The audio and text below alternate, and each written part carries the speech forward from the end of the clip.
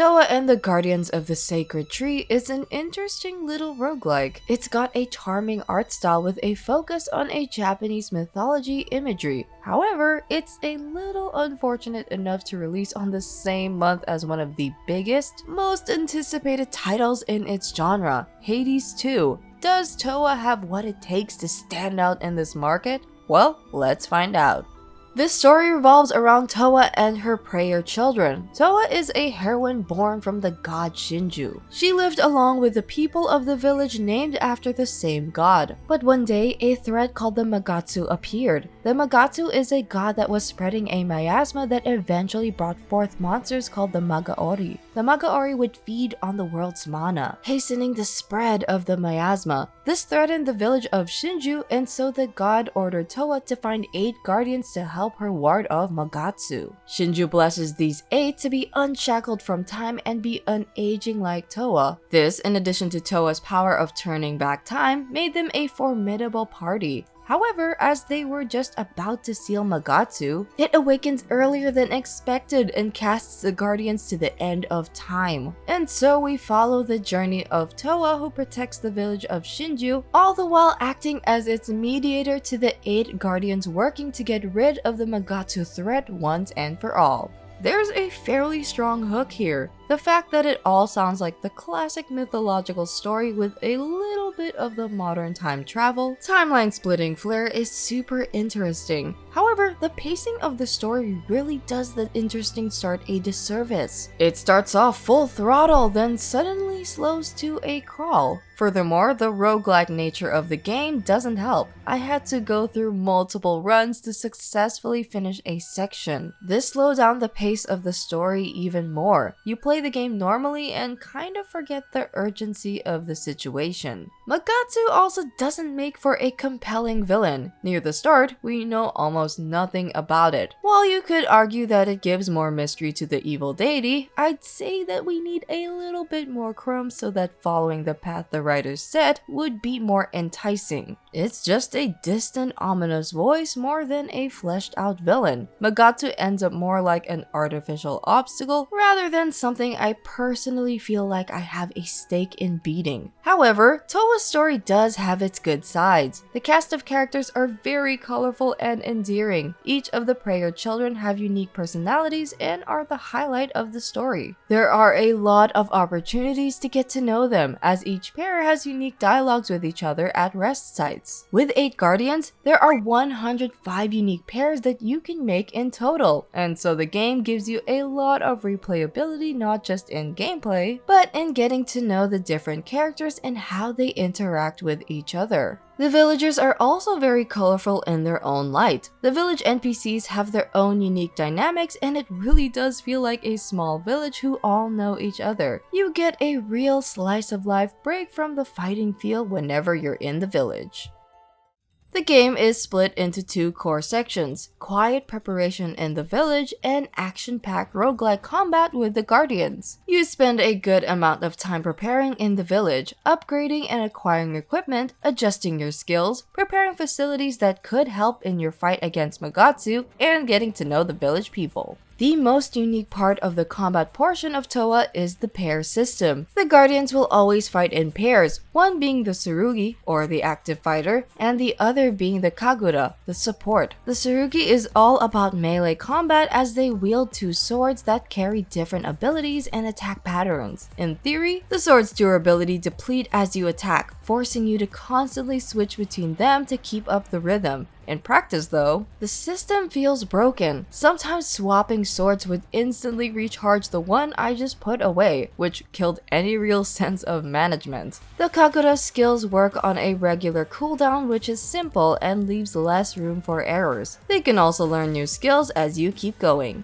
As you crawl through the dungeons, you can get graces which give you a randomized selection of passive skills to choose from. Very roguelike. There are other things of interest as you go through areas like shops that will give you various materials and graces, food stalls that will give you buffs, hot springs that give you temporary buffs, etc. These aspects are where you get that randomness and run-to-run variety that the roguelike genre is known for. Each run feels different and it makes you want to keep going to see what you can get each time. Speaking of variety, what really pushes you to adapt though is the rotation system. At the end of each run, Kagodas are benched, moved from play to be sacrificed for the restoration of mana in the village. You can't rely on the same duo every time. The game forces you to experiment, to discover dynamics between characters you might not have touched otherwise. It's clever in concept, but frustrating in practice. What's real diabolical is that for first-time players, you'll probably be playing your favorite pair when you clear your first area. So the game will most likely get rid of your mains, forcing you to try other combinations, which is an interesting way to keep things fresh for the player. After your runs, you can return to the village to prepare for the next run. One of the most important parts of the preparation, and probably takes the most time, is swordsmithing. When you get back from your exploits with the prayer children, you'll be bringing materials with you. One of the ways you use them is making new swords. You can choose what kind of raw material you're working with, and that will dictate what stat your sword will be better at. You can even customize the shape of your sword, although honestly you don't really see it in battle, so the novelty kind of wears off really quickly. Next, you go through a number of QTE minigames that will dictate how well you forge your sword.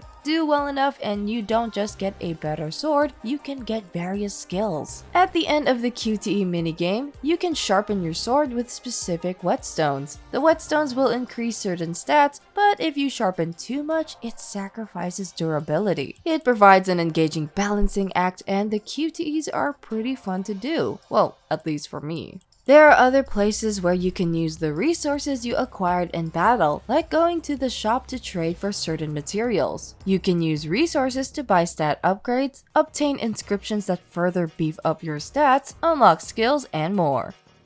The game shines in its art direction, with vibrant guardian designs and mystical environments that sell its mythic tone. Environments evolve as you progress, giving a real sense of growth and change across runs. That said, enemy designs don't really evolve, leaving encounters visually repetitive over time. Technical performance is stable overall, making the visuals one of the game's most consistent strengths. The soundtrack sets the right atmosphere, mixing mystical tones with energetic battle themes, even if few tracks stick after the fact.